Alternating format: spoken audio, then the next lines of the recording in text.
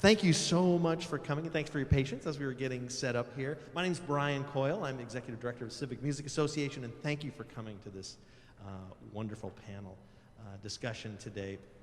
Just a reminder, the Aizuri Quartet with Kinan Azmeh will be performing tonight at Sheslow at 7:30, so we hope to see you there. It's going to be a spectacular performance.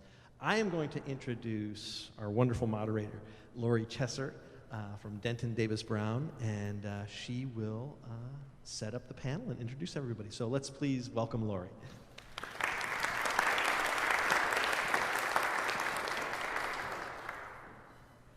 Thank you, Brian. Is this okay? Can you hear here? Or is it? No. No. We're going to have to pass the mic. Okay. All right. Okay. I guess we're going to have to pass the mic. So we'll have to be good at that too. So thank you very much. As an immigration attorney for over 30 years, I'm very heartened to have the opportunity to talk about this idea of music and migration with this wonderful panel, and I thank the Civic Music Association for this opportunity as well. And I love this idea that we're exploring today in the panel and tonight at the conference of the idea of moving and home, of migration and home, and having this thoughtful discussion around that because, you know, as I was talking to Kinan, who you'll meet in a moment here, who is the clarinetist and a composer of one of the featured pieces tonight, he was saying that this idea of moving, leaving home, moving, creating a new home is something that really everyone can relate to in some way. And yet, we have immigration as this political, divisive issue. And it really has been for most of the history of the United States. It's not just today. Immigration's always been a bit of a politically divisive issue here. And of course, globally, there's a lot of issues around that now and really forever. So to have this discussion is what we're wanting to do is first open a window on the immigration experience, and then sort of pull back the curtain a bit on the people who help with that as, you know, from sort of the receiving end, helping people create this new home that they're building, and then also shed some light on what all of us can do to be involved in that process and realizing how we are involved in that process. So I would like to start actually, and I'm going to have everyone, you have programs that have the bios of most people on the panel. We do have a pinch hitter up here we really appreciate. But I'm going to ask people to just introduce themselves as we go through the discussion. So I'd really like to start with Kinan Azmeh, who I said is who's a composer and also the clarinetist tonight. And you know, you have your own immigration story. And then you've spent a lot of time thinking about this moving and home. And so can you start us off by sharing a bit of your story and the inspiration for the music and the program? Thank you very much. Good afternoon, everybody. My name is Kinan Azmeh. I'm a clarinetist and composer. I'm originally from Damascus, Syria. Been living in New York City for the last 23 years of my life, which is exactly half of my life, actually. Damascus, the other half New York City. So my story is, I guess, maybe it's a typical immigrant story where I didn't identify as an immigrant until very recently. I became a U.S. citizen about 2 years ago. And throughout my life, at least, you know, I left Syria when I was 24, coming to study in the U.S. And my plan was to spend 2 years in the U.S. to do my master's, then I wanted to move back to Damascus, where I'm from. But then, you know, one thing led to another. And New York City sucked me in, like it does to many people. And but for me, every time I use the word home for me was a very specific place. It wasn't even Damascus. Home was my parents' place in Damascus.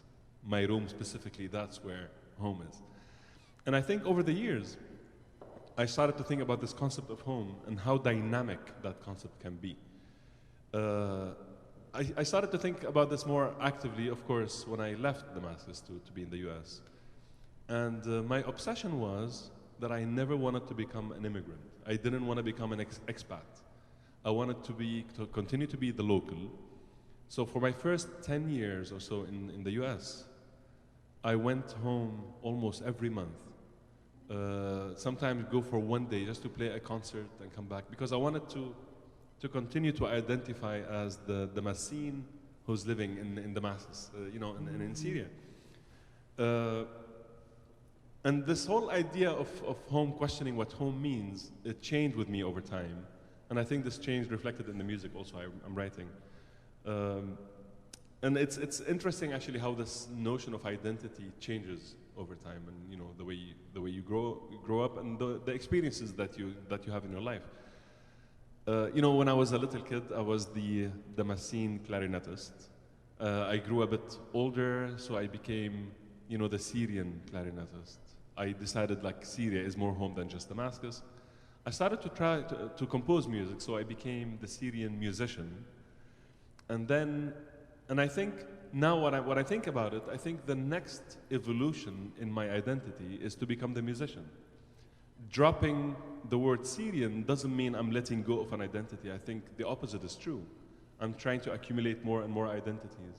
So now I'm the New Yorker, I'm the Damascene, I belong to this globe, and everywhere I go, I try to interact with the locals as much as I can, and I try to understand what this surrounding offers to me and how I can contribute to it. And the word contribution in this context, I think, is very important. Some of us identify home as the place where you have memories and you have your loved ones, maybe. Other people think of home as the place that offers them the most in a very practical and pragmatic way.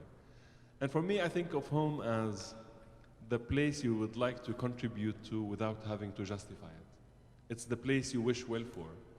And in that sense, home becomes very dynamic. It can start with your immediate small family, but it can grow, and it should grow, to include the whole world, because at the end of the day, I think all of us collectively in this room, we wish well for the whole world. And this concept of identifying with the world as my home, I think reflects in the music I write. The music I write is inspired by a multitude of traditions without being limited by any of these traditions. I always try to pay respect to the traditions that I'm inspired by, but also I would like to make this tradition also home for me. So I experiment with it as much as I can. And I'm going to ask Karen to speak next, actually. So could we move that one mic down here so then I can, that'll help. I'm going to hold on to one. Sorry, guys. All right. So Karen, first, if you can also introduce yourself, and then I would like to get your perspective, because as we talked a little bit before, you have this generational experience of migration in your family, and I'm curious about your take on this idea of migration and home and music, too. Sure. Hi, everyone. I'm Kinan Azmeh. I'm the cellist in the quartet.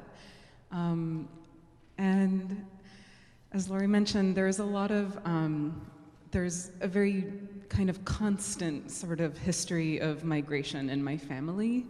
So my family is Armenian, and our story, and every Armenian family's story, has been touched by the Armenian genocide, which occurred from 1915 to 17 in full force in what is present-day Turkey.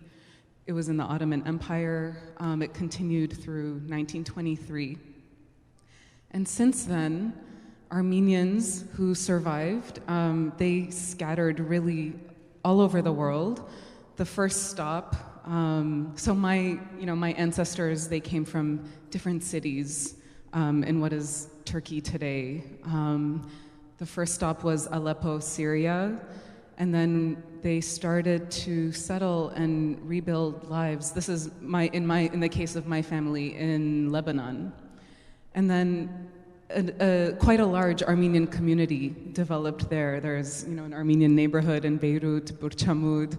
There are a lot of Armenian villages, towns. There is this really vibrant culture there. And so that's where my parents grew up. They had to then immigrate again in the early 80s during the civil war in Lebanon. So even just in my generation, I have a sister born in France, a sister born in Beirut, and then I'm the first person born in Canada. And in Canada, Armenians began settling there. I grew up in Toronto and attended an Armenian school, like full-time. It was part of the diaspora there. So going to, Armenian church, learning the music, singing in the choir, going to school every day, learning the language. My parents also spoke Turkish and Arabic, and those were sort of secret languages among them, and we learned Armenian and French. So there was this kind of constant, I don't know, it's like hard to pin ourselves down. Every generation was born and then settled or passed away in a different place. And this is very common among Armenians, that it's very rare for a generation to be born and to die actually in the same place, which is kind of a staggering idea. And I've talked to my family a lot about, where is home? And something Kinan was talking about, I think, really resonated. Like for my father, for instance, I asked him, and he said, I'm home in Beirut, I'm home in Armenia, I'm home in Canada, And for my mom, for example, she was a little younger when she immigrated to Canada, and that's where she felt the most freedom and strength in her life, and that's where she really identifies as her home very much, but always with this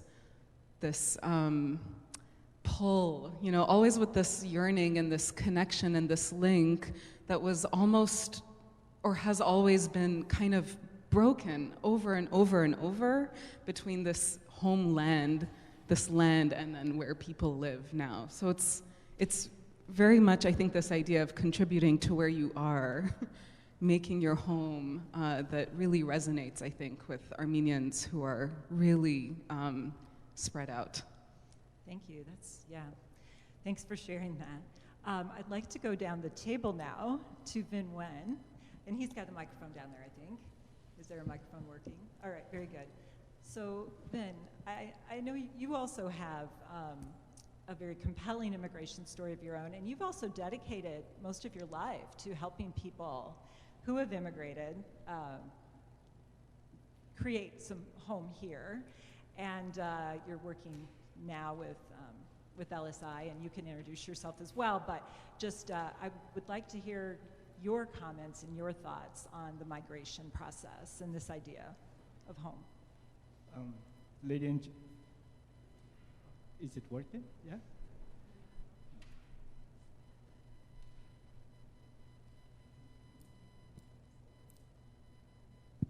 Yeah. Thank you. My name is Vinh Nguyen. I was a former boat person from Vietnam. I have lived here almost 40 years now, and Des Moines was my home. But I couldn't tell it's the first home or second home. After the trip back to Vietnam recently, I have a very confusing thought in my head to see and to figure out where my home is. During the migration of 40 years away from home, and 20 years in Vietnam and 40 years here, right here in Des Moines, I couldn't really make a conclusion where exactly my home is. But I came down to one point: your home is where your roots begin. So when I came back home after many years away from home, and part of the migrations, and we talk about the life experience, it depends on the age that you migrate. It does impact the entire time of your living away from your first home. So I was growing up in Vietnam for the first 20 years of my life, came here with no English, no job skill, with no family member. So the first 10 years was very much confusing and struggling and everything else, until I really get a chance to integrate into the community and work. And then feel Des Moines in my home.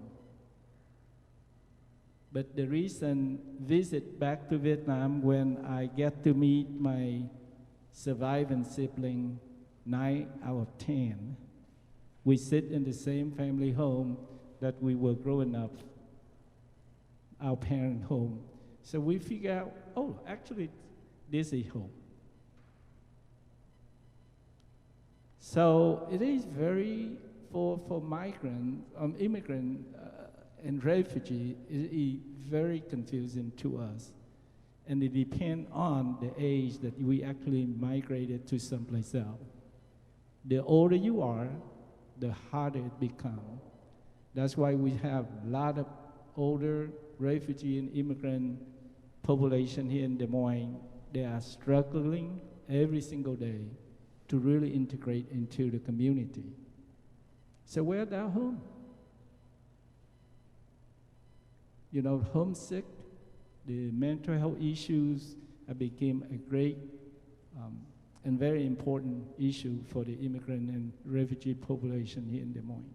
So I would say, Lori, home is where life begins.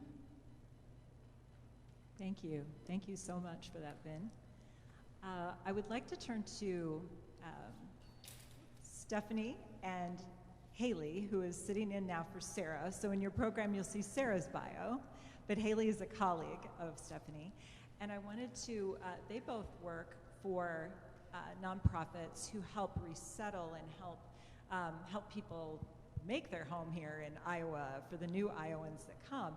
And so I wanted to have each of you speak to your work and how that fits in this picture, and what you would like us to know about this topic.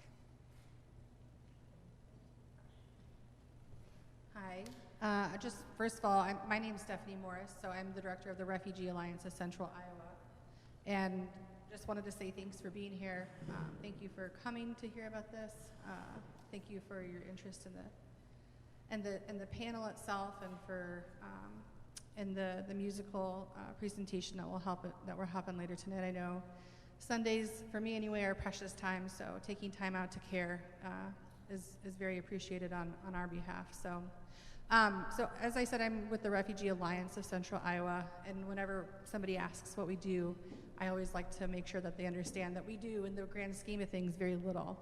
The resettlement agencies and a lot of our ethnic community-based nonprofit organizations, those staff carry really the weight of the world for thousands of people in our state on their shoulders.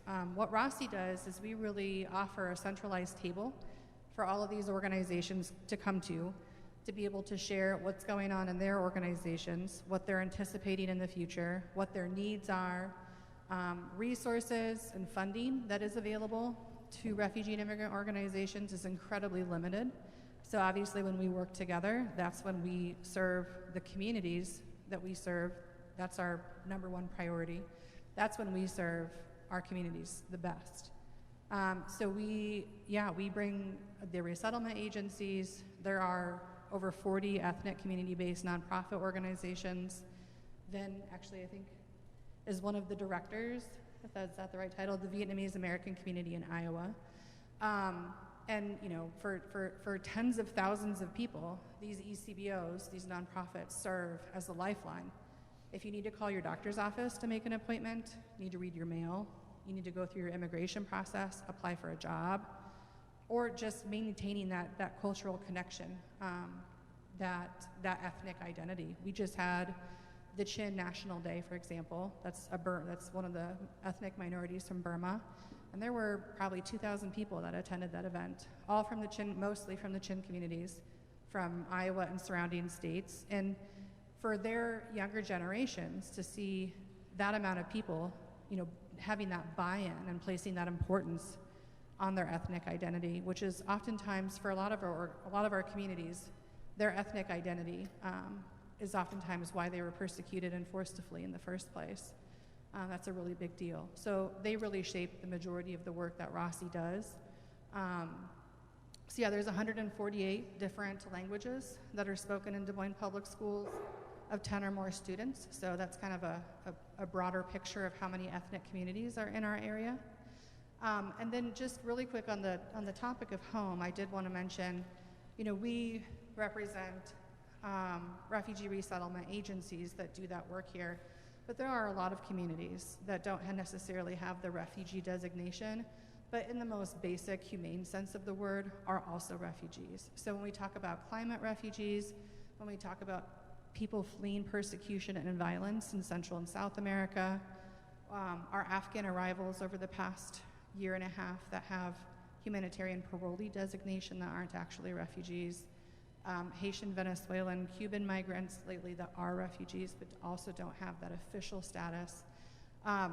So for a lot of people, there are people that come to the United States that choose to be here. There are people that come here because they were assigned to come here. There are people who are here because they fled, and we are the closest border. There's a lot of different pathways, a lot of different journeys. And even for people that are from the exact same country or from the exact same ethnic minority within that country or from the same family, the age difference that Vin talked about, every experience is so totally different from every other one as well. So yeah, I would like to place that kind of emphasis that there are, of that 148 different ethnic groups that make up Des Moines Public Schools, for example, there are a lot of different experiences, and all of them individual of each other. Thank you, and I know that was just a quick overview of what you do, so maybe we can even find out more later. Haley, can you also please share? Yeah, for sure. Hi, everyone. My name is Haley. Some of you, you might know me from working at the U.S. Committee for Refugees and Immigrants. I actually have moved over to the International Rescue Committee, so we are the newest refugee resettlement agency in Des Moines. So our office opened in July, and I do development work for them. Most of my background is working directly with the refugee client, so this is like my first time a little bit behind the scenes.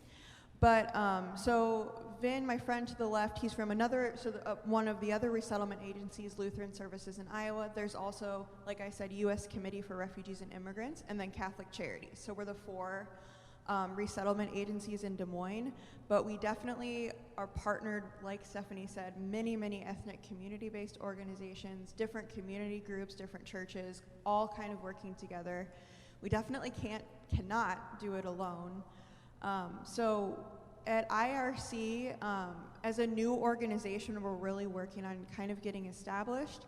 Right now, we're mostly focused on refugee resettlement. So kind of what that looks like is we go and pick up folks from the airport, get them their first hot meal that we try to make something that they would be used to from home, getting them into their first apartment so we find housing, and we get them their first job, kind of all the sort of basic necessities, but then working with other folks. Like LSI's been around for a while. They have some amazing programs. Like they have this really cool, you should ask Vin about it. They have this really cool gardening program where refugees can literally start farming their native food and then they sell it to the greater community. So we all work together to kind of serve these folks. And one thing that we use the term refugee, but no one refugee story is the same, not even from the same country or even the same village. Like everyone's story is so unique. And like Stephanie said, refugee is only one designation. There are so many different ways of coming to the US. There's something called the diversity lottery. I don't know if folks have heard of that. There's coming as an asylum seeker, folks coming for work on an H-1B visa. There's a lot of different ways that folks come here. And at IRC, we're working to expand programming to be able to serve more folks than just folks with like refugee and asylee status. But yeah, and there's a lot of ways. As a new organization, we do need a lot of help. There's very little resources in refugee resettlement. So like, just to give you an idea, when a refugee now comes to the US, the Office of Refugee Resettlement designates $1,275 per refugee. Each person gets that, and that is supposed to last them and sustain them until they can get a job and until they can get established. It's very small, and it's not enough. So we really need the greater community to come together and help us so that we can get more resources, we can get them better connected. Yeah, so I think that's us. I just want you to know the number of refugees that the United States resettled per year, and that number, if we go exactly the determination that the White House have decided, is only about 10% about immigration status. So the 90%, like she mentioned, is go to many different categories. You know, researcher, scientists, people with high degrees, and people with job skill they recruited from somewhere else. So the refugee population is actually, in fact, 10% or less than the total immigration that we have yearly. Yeah, thanks for pointing that out, and I also just will point you real quick to a handout that you probably picked up when you entered that has some statistics, although I understand these statistics are already outdated. So Stephanie, could you speak to that just a little bit? Yeah, I think that when we're talking about refugee resettlement in the current modern program as we know it today, I think that one of the things that people are very unaware of is just how large scale of an issue this really is. These numbers, we're actually over 100 million people displaced worldwide. Of those 100 million people, they're all processed through the United Nations High Commission for Refugees, UNHCR. And of all of the 100 million people currently displaced, only a little over 24 million are actually designated refugees, meaning that they're not going to be able to come, they don't have a home to go back to. It's unsafe. For a lot of reasons, they're unable to return. If you could imagine having to flee in the middle of the night from your home, you would very much like to be able to return one day. Most people want to return home. So 24 million are unable to do so. So of that 24 million, I think it's important for people to understand that before COVID, that the average stay in a refugee camp was 17 years. So people live a large duration, typically, of their life waiting to be able to come to places like Iowa through the refugee resettlement program. Less than 1% of that 24 million people, of those 24 million people, will be resettled each year into new homes, meaning that a lot of people live and die the duration of their lives in refugee camps waiting to come. And those refugee camps can be incredibly vulnerable places to be. Last year alone, we lost thousands of people in the Tigray region of Ethiopia by itself to civil war, to unrest. There were fires in refugee camps in Rohingya-inhabited Bangladesh, refugee camps. We have friends who lived in refugee camps that were attacked, and community leaders that lost almost all their family in events like this. So, the statistics don't really paint, I think, as clear of a picture as it could, and just in terms of how large of a problem this is. Obviously Ukraine, Afghanistan has added into that, climate refugees add into that. But yeah, when you're talking about a group of people that when they arrive are often very grateful to be here, and do a lot to improve our state.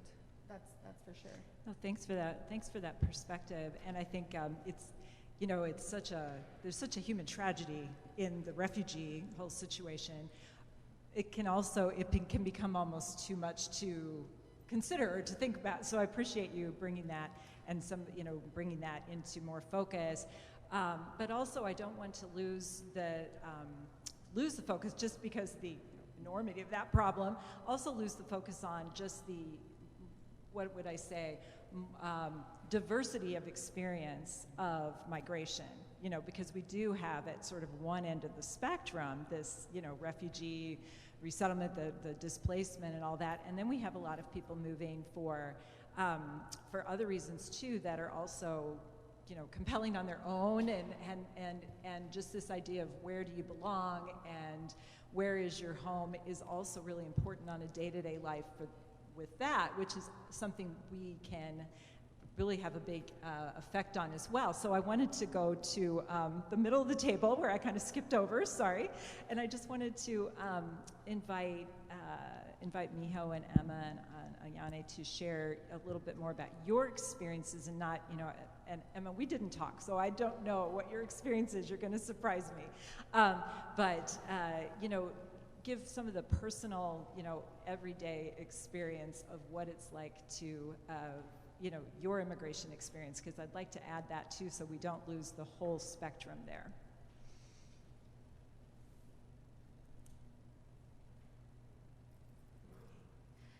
Hi, my name is Miho Saigusa. I am one of the violinists in the quartet. I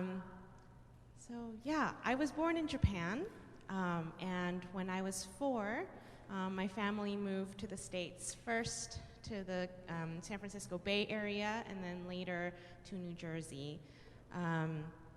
And we moved because of my father's job. My father is of a generation of Japanese salarymen. He worked basically for one company for his entire life, like many men of his generation have. And so when the company asked him, we're sending you overseas, yes, it is a choice. Also, maybe in some ways it isn't a choice. It's like, if you want to keep your job, you go where they tell you to go. And we were very lucky to be, in the States. I've been thinking recently, about my parents. They were in their early 30s with 2 young kids, coming to a place that was just so completely new, very far away from, their own parents and families. I think my father, had more ease with English when we first moved, but for my mother, it was basically what she had learned in high school, or kind of very basic, and to kind of jump in and to adjust to life here, and with the young children. I think it was just kind of amazing to me what they, just what they went through, and I'm just really thankful for them. I think it's interesting that when I was a child, I didn't really think of myself as Japanese at all. I think I had just fully thought I was American. Every so often, I would get the, sense that, well, maybe I look different to people, and so maybe I wasn't American. And then as I've gotten older, I think it's interesting that the side of me that wants to know more about Japan, the traditions, the culture, like that's just really, more and more, like as the years go on, that's something that's become stronger and stronger for me. I know that I wouldn't be able to live in Japan ever because I don't have facility with the language. I mean, I can speak it, but I can't read or write it. And I feel this is home, like America is home. But this question of, how do I feel like I belong, or, I kind of think about those questions more and more now, which is interesting.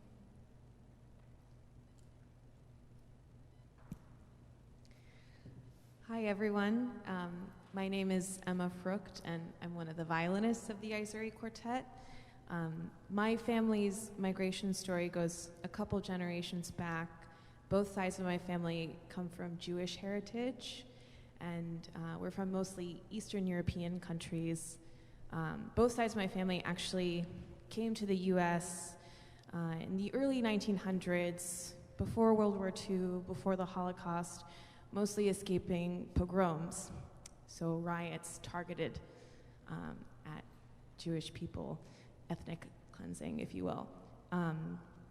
My dad's side of the family, we were actually able to track this story of migration because his ancestors came from Poland to New York through Ellis Island, and they have a very detailed documentation system of all the immigrants who came through that center of immigration. And so we were able to find what's my great-grandfather, so his grandfather, in those documentation books. And he, his side of the family, has actually been based in New York ever since. My grandmother grew up on the Lower East Side of Manhattan, as did he, and I live in New York City now, so it's many generations in the community of New York City, so that place very much feels like home for me. Thank you. Hi everyone, my name is Ayane Kozasa. I'm the violist of the quartet. And there's a lot of, actually funnily enough, there's a lot of parallels between Miho and my story, even though we met when we started this quartet essentially 11 years ago. I was born in Japan also, and my family also moved to the States when I was around 4. My father was actually, we also moved for my dad's job.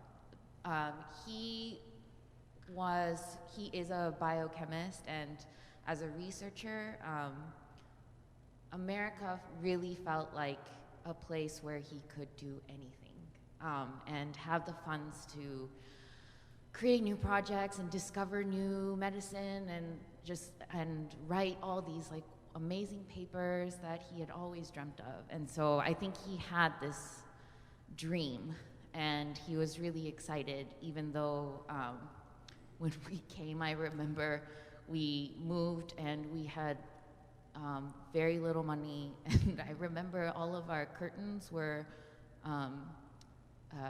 gift wrap papers. And we just kind of like carefully peel them to open the window and then carefully peel them back to close the window. But you know, my parents were so great in that everything was a joy and a blessing, and they created this amazing environment for me with the little money that they had when they first moved. And I think as time went on, I have a 9 years younger brother who was born in Dallas. That was kind of our first main stop. And my parents were really great at making sure that we both spoke Japanese in the house and that we maintained that side of our identity. I think as time went on, I became more and more aware, like Miho, that I looked very different from everyone else in Dallas and at my school and at my church. And that awareness became pretty tough for me. And also tough for my brother, who actually, as we grew up, I think he, funnily enough, even though he was born in the States, he identified more Japanese, whereas I started to identify more as not Japanese. And so in that sense, I think I was, I'm more hot-headed and punchy than he is. So when we would encounter, you know, racism and bullying in school because of how we looked, I kind of punched my way through everything. I think it was a little bit tougher for him, and I know that my father in the end, and this is something he shared with me years later after they moved, and that's a part of our culture too, I think, is hiding a lot of the struggles that we feel and just kind of putting our head down and blending in and moving forward. But my father also encountered a lot of racism in his work, just because he didn't totally speak fluent English and just the way he looked. And so they actually moved back when my brother was 12, back to Japan. And I agree with Vin that the older you get, the harder it is, because for my brother, for me, when I moved at 4, I could just kind of absorb the language pretty quickly, but for him at 12 even, already at 12, he actually encountered racism in Japan because he couldn't totally speak the most current dialect or he didn't know the most current words in Japanese, and so then he would get bullied there. And yeah, now that we're a little bit older, we talk about these past experiences we had and how no matter where we went, we didn't totally belong. And the question of home is always something that we talk about. Now, when I go home, I go to Japan, but it's a house that, you know, my parents moved into maybe like 3 or 4 or 5 years ago, and so it's not somewhere I grew up, and it's a country that I didn't grow up in. So that's always been just a question for both me and my brother, and for my parents too. But I do agree that, you know, home is what you make of it, and home is where you feel the most yourself. And I'm actually still searching for it right now. So right now, home is Cincinnati, Ohio. Thank you, Annie. That's a great actual segue into what I was hoping we could explore a bit next. And then I also invite the audience. We would love to have some questions from the audience as well. So be thinking about your questions, and hopefully we'll have a microphone for you, you too, that we can get out there in the audience. But I did want to talk, you brought up some of the responses as an immigrant that you faced, and people have brought up some of that on the panel as well. And I guess I wanted to explore that just a bit more, because I think, you know, in the United States, we like to see ourselves as welcoming, and various ways we describe ourselves, a melting pot, or all these kind of things. But that, you know, that isn't always the reality, and there is a lot to get through. I found myself just nodding my head when you were saying the bullying and that. I thought, that shouldn't be normal. Why am I nodding my head? You know, like, that's just the normal thing that's going to happen, of course. And so I would like to, really, whoever would like to respond, either sort of, and not, you know, I'm not talking about, you know, let's talk about how bad everything is, but more just, you know, what is your response to that idea of, you know, how are people welcomed, or how do you see people welcomed if you're in the position of a service provider? What things do we do well? What things could we do better? And how does that, you know, how does that go into the idea of, do you feel at home, or can people feel at home in a place based on the reaction of the people they're sort of joining there? So I invite some people to be brave and respond to that question. I have a couple thoughts on this. It's a great question, you know, like pointing at experiences that are not very pleasant. I think there's some kind of a disconnect between, when we say the word welcoming, between the people, the actual people that you meet in the streets, versus the political system. I moved to New York a week before 9/11 happened. So as an Arab in New York City, you can just imagine, you know, how I felt.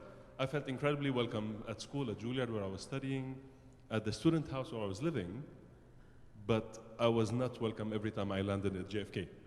You know, every time, I don't know if any of you are familiar with this, there is what they call the secondary check. The moment you get to the passport control officer and you show them your Syrian passport or any other passport from a list of countries that seems to be continuously expanding, they always take you to the back of the airport for additional search. And this continued for 15 years until I think they stopped it, I think in 2016, at least for Syrians with green cards. And then, you know, the next experience that I had, which I think helped shaping my identifying with New York as home, is this, you know, incredible executive order that was issued by Trump. I became suddenly the poster boy of, like, you know, this musician who was stuck outside of the US, and I was not able to go back home. By a simple signature, I was like, you know, you stay out because you come from a Muslim, you know, majority country. And I say this both as a negative and a positive experience. I was in Lebanon at the time playing a concert. I heard, you know, the news about the order. I'm like, okay, what do I do now? How do I get back home? And home for me was New York by that time. And I just had to sit and wait to see what happens. And I think one of the most inspiring things that happened to me is to see all my friends who went to JFK to protest. And all the people who went to protest were people who were not affected by the travel ban. And suddenly I felt like, yeah, there's a community there waiting for me. And it's not very convenient to go to JFK anyway, even if you're traveling.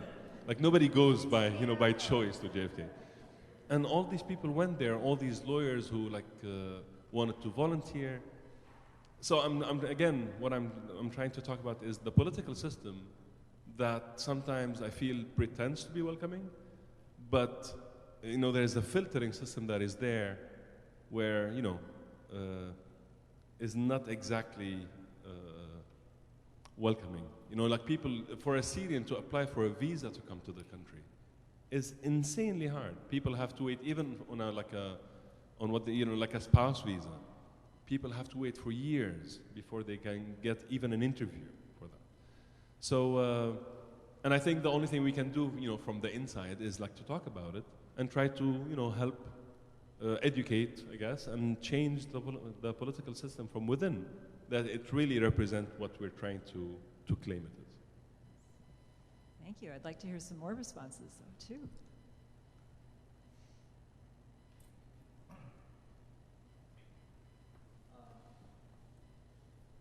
When we talk about welcoming, I always feel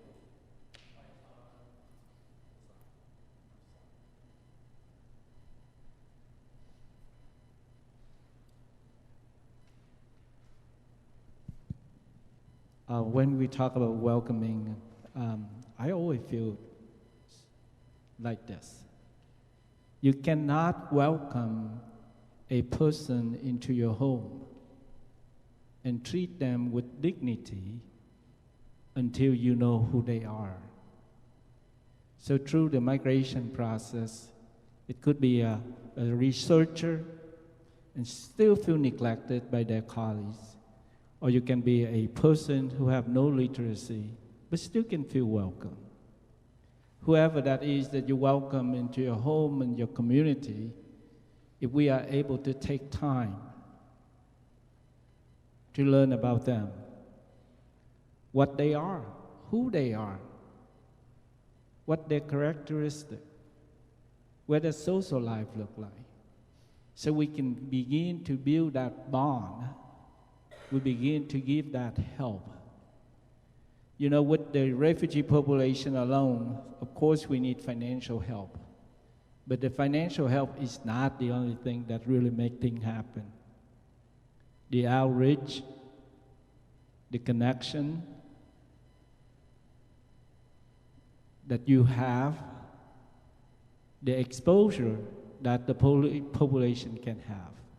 And here I'm talking about your dad was a researcher, fluent in English, well knowledge, but did he have the exposure that he need to have so he can compete with his colleagues at the research institution?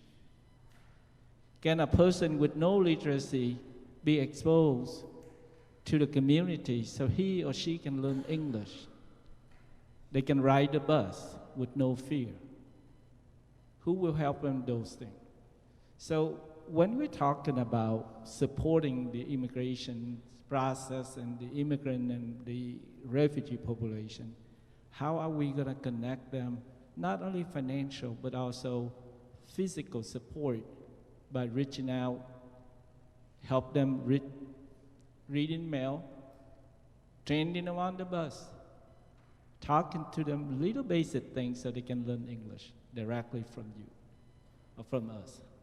So I think that welcoming process, it had to be a really throughout.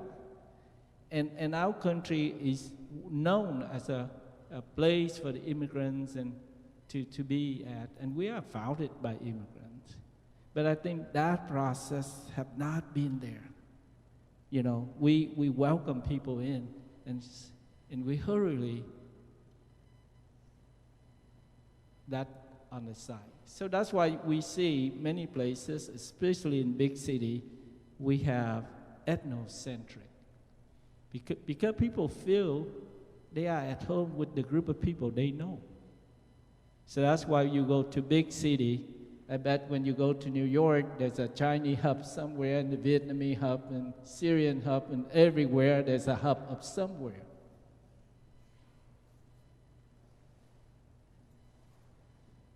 So you find that welcoming term is very complex in our society.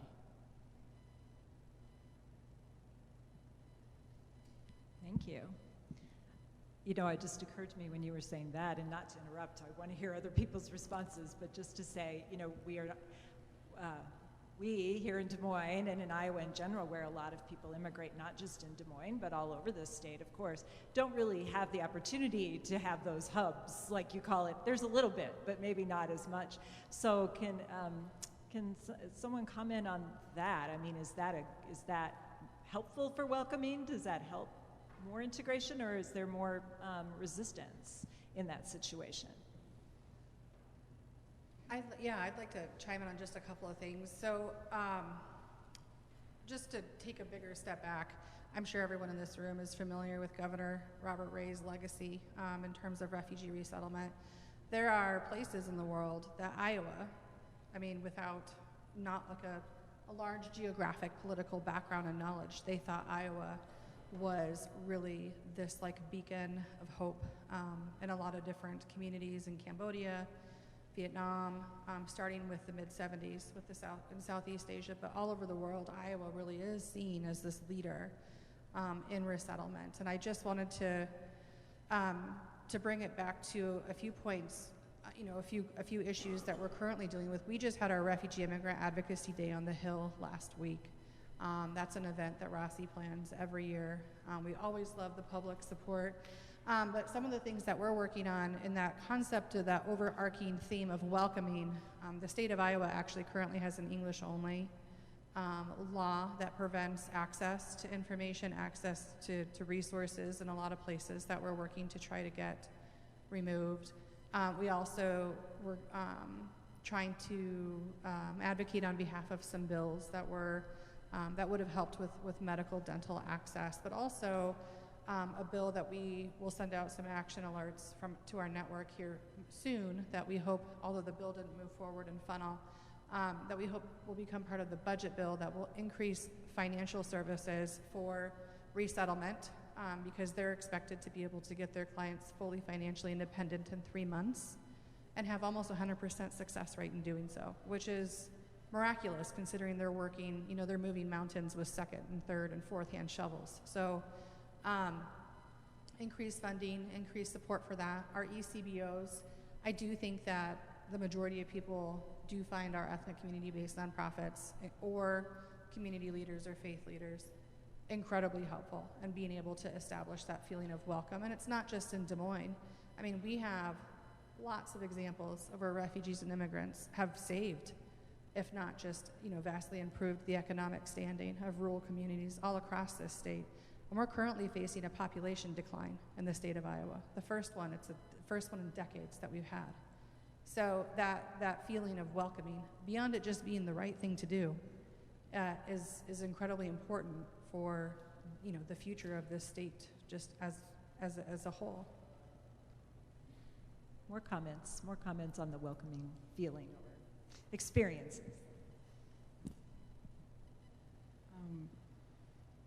I have this, I think there's this story that's like really ingrained in my mind. When my parents were trying to get a visa to leave Lebanon and come to Canada, it was during the war in Lebanon, and so they had to basically go through like a sniper zone, like the Green Line it was called at the time, and like my mom's brother like drove them, and they were like ducking in the car and just driving just to get to their interview. So people risk truly everything for this opportunity to apply and speak to an officer. Like as Kinan mentioned, it can take years, and the lengths that people have to go through can be really immense. And so they went because this is what they had to do because they had 2 little babies and they felt they had to leave during the war. So they had this long interview where this officer started to get to know them and started to learn about their lives and who they are. And my dad was like a young dentist at the time. And it's a long process. And then he said, okay, I have to go, but please wait. And they're just waiting and waiting and waiting. And they thought, this doesn't feel good. You know, this isn't gonna work.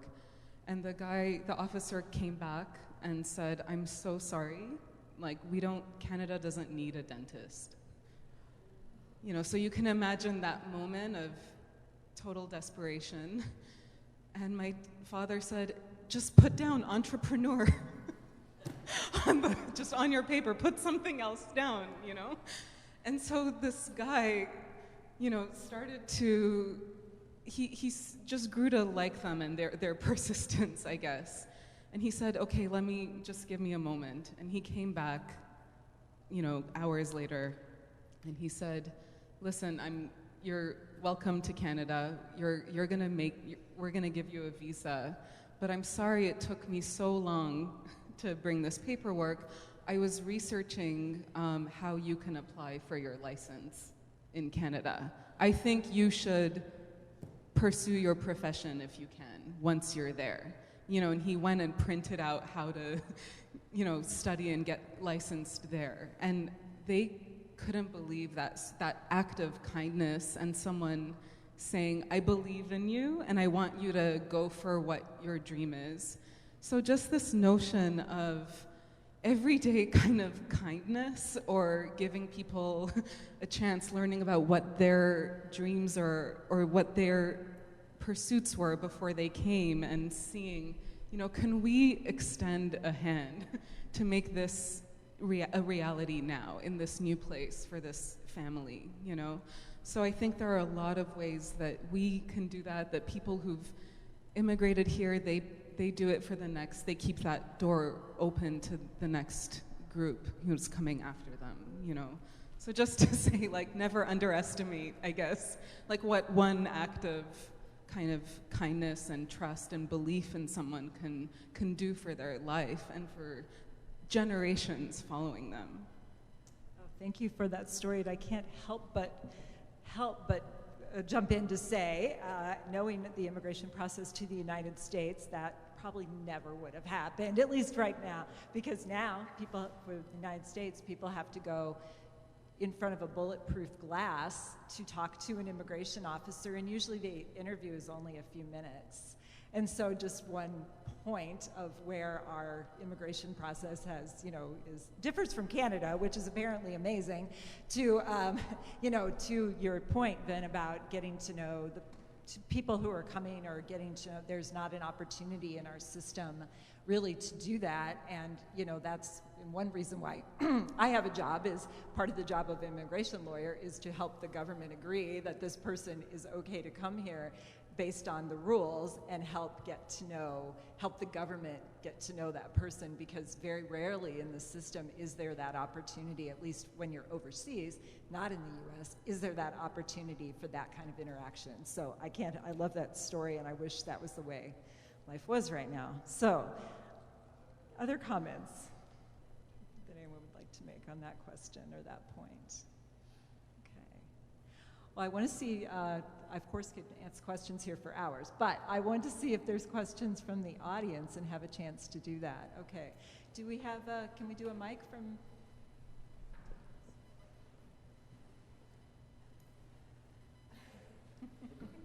Don't throw it.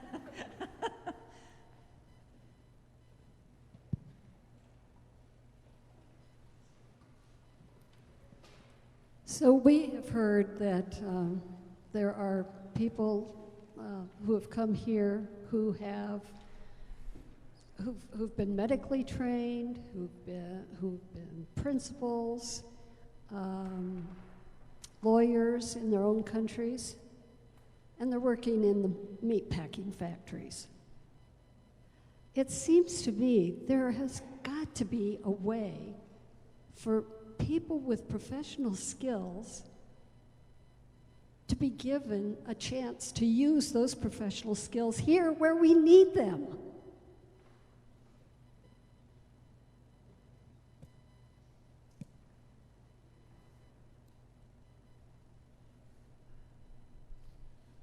it is very unfortunate, and that actually the reality of the process, especially for the refugee population. So at LSI, we do have a program we call Career Pathway Program that we get referred from different resettlement agency here throughout the state of Iowa, or especially in Des Moines. So during that process, we talk to our client to make sure our client goal and what they want to do, and we design a pathway for them to achieve the dream that they have. You know, if you're a doctor, you probably won't be a doctor forever here in the United States. When I said that, because all the practices and all the lingo and all the languages that you must be mastered. But in career of health, medical field, there are many more venues.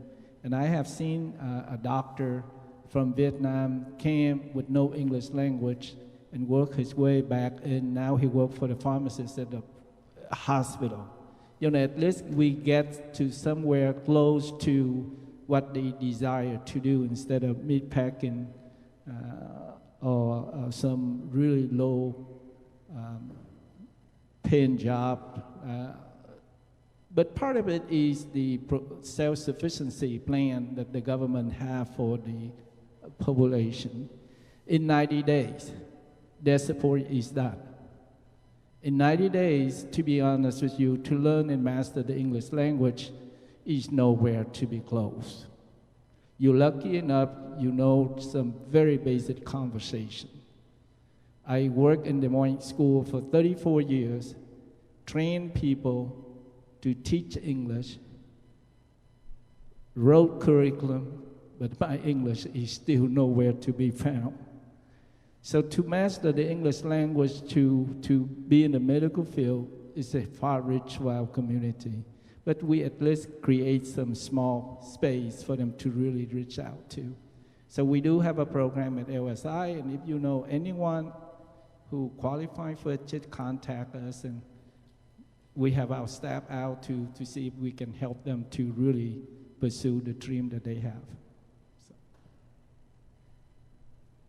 I wanted to also respond to that question. We have seen tons of people come into the state of Iowa that have incredible degrees.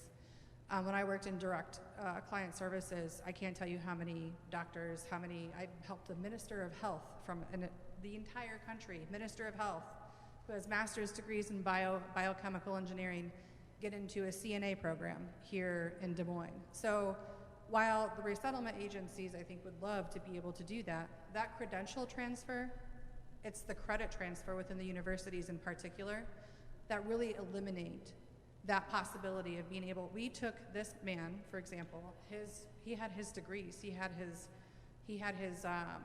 entire degree history, all of the credits he'd ever received.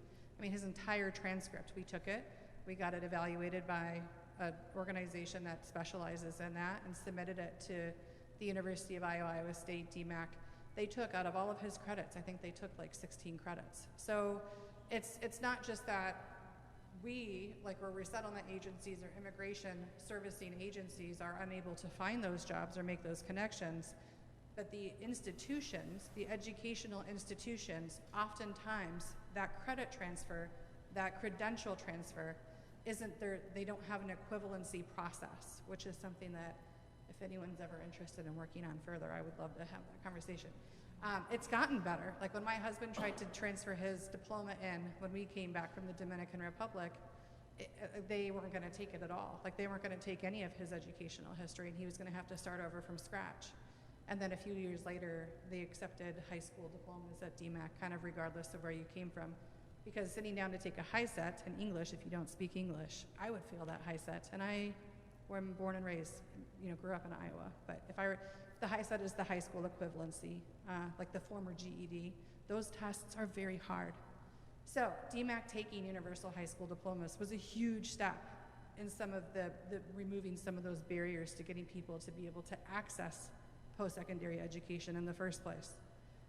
But yeah, it's oftentimes the credential and the education institutions and the equivalency between those two that oftentimes is the biggest preventative measure for that. Thank you. Other questions from the audience?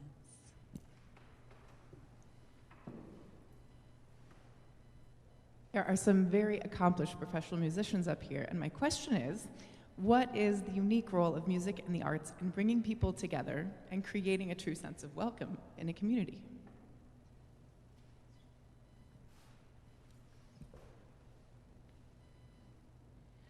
I think the question was, like, what is the role of music in kind of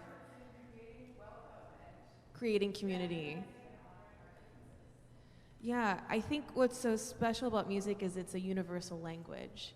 You know, every culture has their own style of music, and something I know the five of us all love to explore is figuring out how we can not only understand but perform music of different cultures, even if the way that we've been taught music is from a very Western standpoint. I think for especially our string quartet, you know, we're all classically trained. We grew up going through conservatories, and the way that we learned to read music is from a page, from notation, and we love being able to kind of stretch our minds and ask, how can we create sounds on our string instruments that emulate instruments from different cultures, musical structures from different cultures. And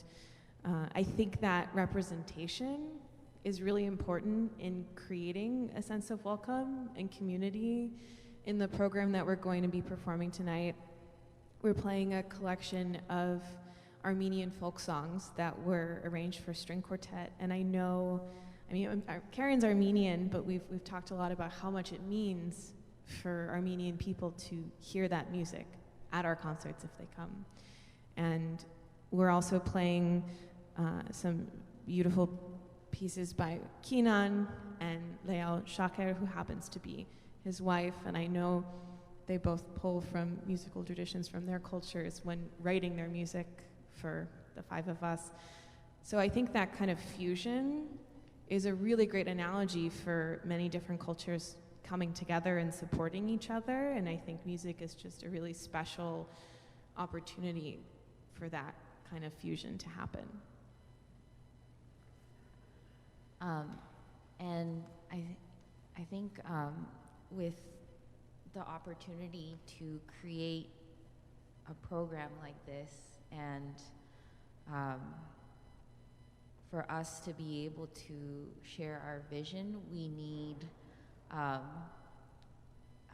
organization, a concert presenter, a tour that will believe in all of the vision and the music that we want to share, because so much of it is new and maybe unknown for some people.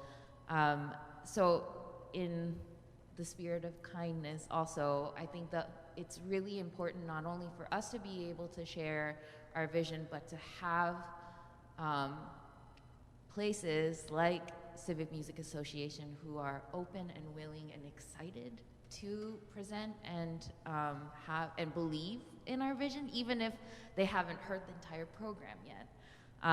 That kind of collaboration and two-way street is so essential for us to be able to move forward with being able to share and kind of have these important conversations together.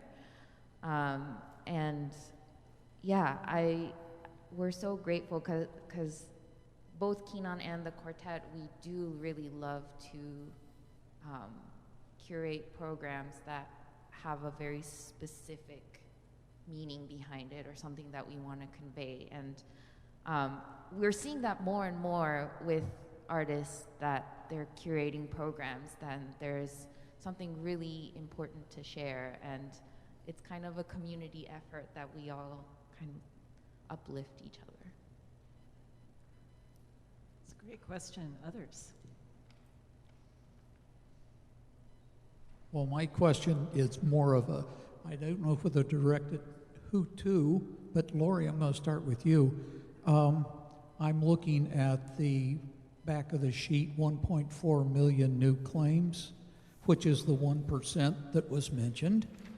And I look at the United States at 188,000, and then there's my little wonderful country of Costa Rica, sitting down there at 108,000, which is a country slightly larger than Iowa, and a population slightly larger than Iowa, and they're taking, you know, basically more than half, like 60%, of what the whole United States is taking. What is that saying? Yeah, thank you for that question. I'm actually going to throw it over to Stephanie and Haley, because I think they're much more expert on that than I am. I can mention that I think that if you look at the like top 10 to 15 hosts of internationally displaced people, that the U.S. oftentimes doesn't even make those lists. We historically, so I always preface to, resettlement's been happening since the beginning of time. It's part of human history, right? We've been migrating since day one. The majority of people that are in the state of Iowa came here. I mean, you came here as a refugee immigrant. I'm sure you've all seen that Facebook meme. You came here as a refugee immigrant, slave, or you are an indigenous person. So since the modern day resettlement program has begun, so since the mid-70s, the resettlement program as we know it today, we've historically taken about 95,000 is our median, the amount of people that come in through the resettlement program, and the past few years we haven't been anywhere near that, and that's just through refugee resettlement too. I mean, we're talking about, Vin mentioned that's 10% of our immigration, you know, in the U.S. So. Yeah, I think that for as much displacement has happened in the world, that the U.S. does and has, you know, for quite some time, taken a very small amount, a percentage of it. And the number that you are looking at, those are the applications. Those numbers are not the one that United States actually accepted to United States. So the number of applications to United States is 188,000. But it doesn't mean we're going to process the whole 188,000 people and accept them to United States. So every year, the Congress and the President, they had a meeting yearly to decide which number that they will receive from the United States. So out of these applications, let's say last year, the President has said 100,000. But for far when he said that 100,000, the Bureau of Population and Immigration worked on that number. But in reality, that number never reached 200,000. Actually, we are way behind the goal that we set out for. And I believe we only 20% or so last year of the resettlements. So it back in the last 4 or 5 years under the President Trump, the first year of President Biden and the second year, we never have reached back to the number that we at one point that President Obama or the other president have set out. But we are working on it. There's a new initiative that the White House has announced recently, the Welcome Corps. That information is still very new to a lot of agencies. It's a private sponsorship because the government wants to really push the number up because the traditional resettlement agencies are not able to really affordable, to be honest with you, with $1,275 and another $1,000 so for the agency. Without donation, without financial support from the community and places, there is no way, I can guarantee you, there is no way any agency can really make it happen. So therefore, it's very important for us to continue to advocate what is right for the immigrant and the refugee population. If we are really wanting to welcome people in, then we must have affordable housing, we must have affordable education, must have many things that we make sure that we welcome them to our community. Another excellent question. More from the audience.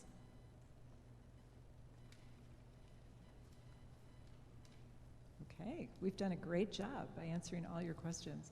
Well, I would like to end our time today by having a little follow-up, a bit of a follow-up on your question about the role of music, because I think that's just a great question. It was a great question for the musicians here, but also more maybe from your personal perspective of how the arts have shaped your feeling of home and welcoming, and from service provision, how the arts shape that welcoming and sense of home from the people either you work with or from your own experience. I would love to hear a few more responses about that.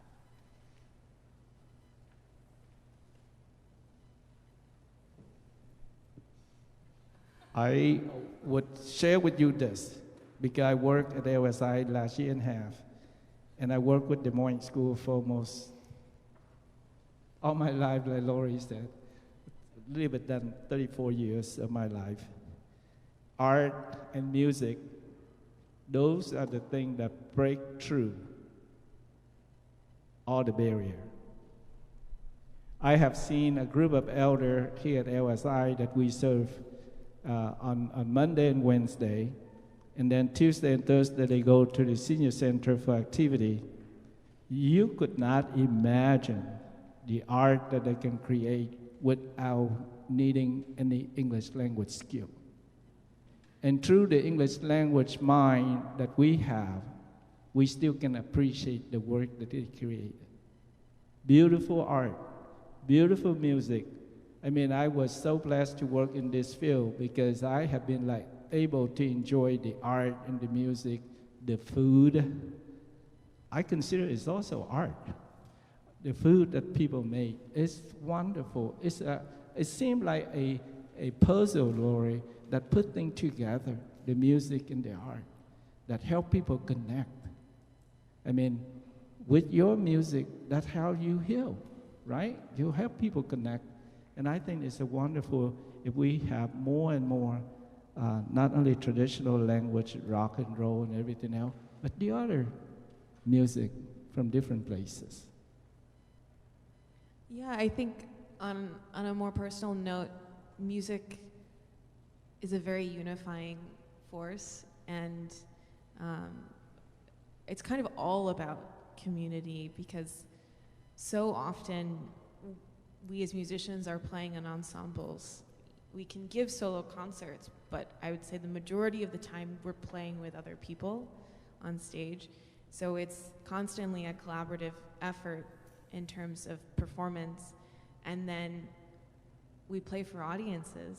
We can, I guess, perform for ourselves alone in a room, but it's not the same. I mean, I think our art form is about communicating stories, sharing messages with other people, and so that communal aspect of it, there's always going to be an audience that we're trying to connect with, and that shared experience of audience members at a concert, I think, is a connecting force for everyone in the room. So music and community, just, at least for me, go hand in hand. It's about people at the end of the day, whether we're rehearsing or performing. There's always going to be that connecting aspect to it.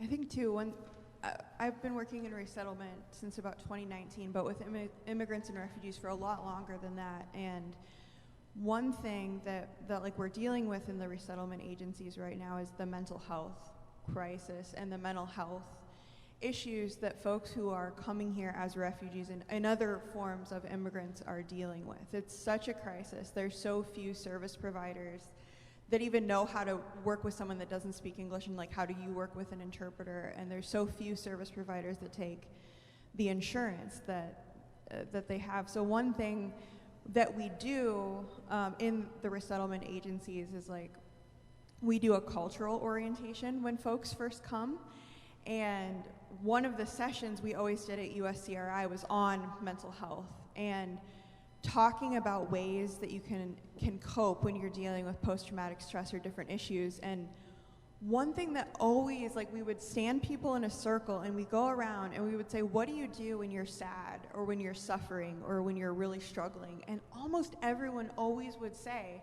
I sing, or I sing together with my family. The music and the arts was like so critical to like the healing that was needed for folks who are coming here as refugees. So I just never realized like how important, especially music, but all art forms were to like to that healing process. Yeah, I think totally to Haley's point too, it's when we play music or when anybody plays music, the musicians and the listeners you're allowed to feel whatever you want to feel, and you're allowed to process that music however you want to process it. And it's a very personal experience for yourself, and I think that's what music allows you to do, is just feel something. And so I feel like as artists, we have a responsibility to create that space, and as artists, we also have a responsibility to use our art, our music to amplify and say things that are extremely important, and also give space for, for us, just like composers who deserve to be more well known, and then just in the real time, just create that space where people can really feel emotional. And one tiny quick happy story about my brother. I feel like I made my brother really sad, but one thing that I remember him when he was struggling to learn English, the one place in elementary and middle school in Dallas and Chicago that he absolutely felt safe in was jazz band and playing saxophone. And he never played an instrument up until that point, but his friends, and he didn't speak very fluent English still, but his friends would show him the way it should be played and the keys, and just by learning by ear and by watching them, he was able to communicate. And even though now he lives in Japan, he still is really close friends with those people who showed kindness to him when they were like 9, 8 years old. So one happy story. I just wanted to share actually a couple thoughts. The second one being actually a good, inspiring story about how art uplifts people's souls. But I would like just to mention briefly a challenge that I think comes with the whole idea of migration and being an artist. I identify as Syrian American now. I think there's something when you introduce somebody as, and here is the, let's say, Syrian, French, German, whatever, and then you put the word artist after that. Being an immigrant, you're expected to represent a culture immediately, and you're not allowed to be yourself. Obviously, I play an instrument that is not only Syrian. It's a worldwide instrument. And when I play in the U.S., lots of the times, people assume that I'll be playing traditional Syrian music. And I think, and it doesn't happen with other people, Like if you have a German cellist right now, it's not assumed that they have to represent Germany. But for a culture that are lesser known, sometimes it's a burden where you're lifting the whole culture and nation on your head. And I think it's a wonderful responsibility that I think I have and we have collectively to open a window through, first of all, we have to be very honest with the audience we're playing for.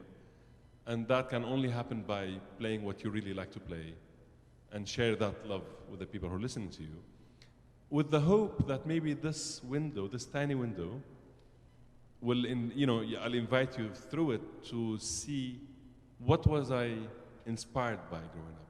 Where is my vocabulary coming from? And by that, I can introduce you to a much bigger culture that I identify with as a Syrian. So this is the challenge that I think all of us deal with in different ways. And the inspiring story I want to tell you is I went once to Al-Zatari refugee camp, which is a large refugee camp in Jordan. This was in 2016. And I went there, with the purpose of teaching a number of girls, about music. We had maybe 2 sessions there. And one of the sessions finished early. And these are girls between the age of maybe 6 and 14. And we finished the lesson early, and I asked them, girls, like, we finished early, what would you like to do? And they all said, we'd like to write songs. It's like, okay, great, let's write songs together. What topic do you want to write songs about? The room was quiet, and I said, do you want to write about home? They didn't show any interest. Do you want to write about freedom? No interest. So I asked them, what do you want to write about? And they started to giggle. And then one of them, the most courageous of the group, said, we would like to write love songs. So each one of them was giving me a name of a boy they liked in the camp, basically. And we had to write songs inspired by these names. And I was thinking, it was an incredibly moving experience, because at that time, this music device allowed them to be who they really are at that moment. A girl between the 6 or 14, or a boy between 6 and 14. They wanted to be right about love, and they don't want to deal with big concepts such as home or freedom. A love song was enough for that moment. And that's what I learned in that quick trip. Well, thank you so much, and I want to thank our panel here, so let's give them a big round of applause.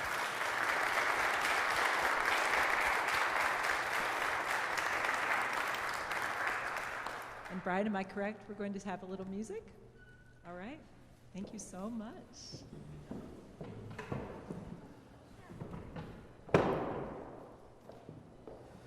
I'll just say a little something about what we're about to perform.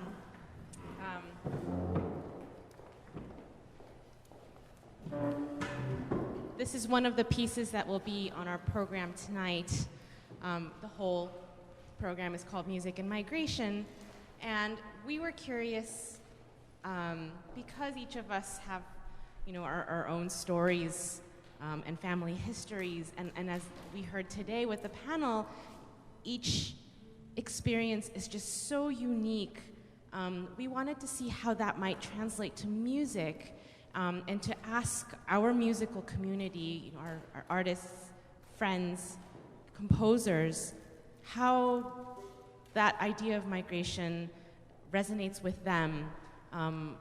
What kind of creativity does that awaken in them? And I think every piece that you'll hear tonight has such different soundscapes, a different each one will have a different story. And I think that's the exciting part of putting this program together, and the journey that we hope we will all get to experience together, is that each piece has that unique quality. So we're going to play a piece by Michi Wiyanko titled Lullaby for the Transient. And this is a story of a single mother and her son who have just successfully completed a border crossing. And the piece starts out with an incredibly simple song. And then as the piece progresses, we will see how the song transforms. And we've experienced the mother and son going from place to place, trying to find somewhere where they will feel peace, where they will find beauty, somewhere where they can settle. And then at the same time, they will also realize that in their journey, they're always going to encounter more instability or unrest, and the unknown. And how do those two things coexist or mingle and develop together? So I hope you enjoy.